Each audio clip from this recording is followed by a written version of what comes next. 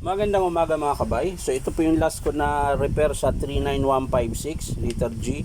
Ayan, 200 PL pa rin mga kabay. Sinaksak ko na rin, di rin siya gumagana. Pumutok lang po yung pinakapuno niya dito. Ayan, nag-short siguro.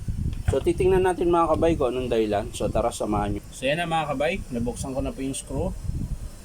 So titingnan natin yung loob mga kabay. Ayan oh, ito po yung pumutok mga kabay oh. Nag-short.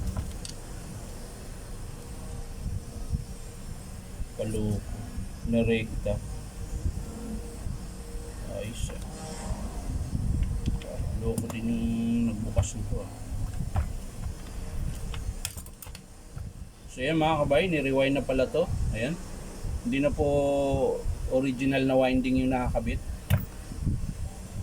Tingnan natin yung peel mga kabay. So yung peel niya mga kabay, okay pa po. Ayan. Wheel coil tsaka switch okay pa. So ito lang po ang papalitan natin mga kabay. Yung pinion niya okay pa. So ito lang po yung papalitan natin. Armature. Yan. Sa gear niya okay pa mga kabay. Ayan, wala pa naman tama. Ay meron na rin. Meron na siyang kain. So papalitin tayo. So ang papalitan natin dito mga kabay sa unit na to, bali papakita ko sa inyo malapitan mga kabay. Ayan po. Yung po yung winding niya mga kabay, rewind na po yan. Hindi na po yung original na yan. Ayan. Ayan. Kasi po maliliit na po yung wire na kinabit. Ayan. Hindi na siya yung katulad ng original. Ayan. Papakita ko sa inyo yung mga original na hindi pa na rewind. Ayan. Ayan, yan po yung original na winding niya mga kabay. Pansinin niyo po ang layo. Ayan.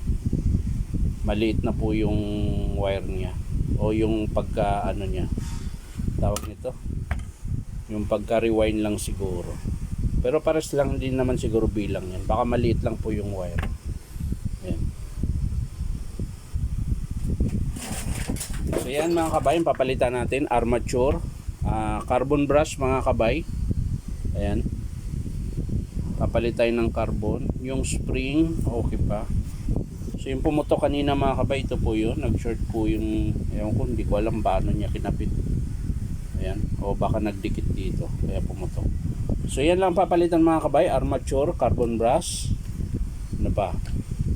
So wala na mga kabay, yan lang po. Ayan.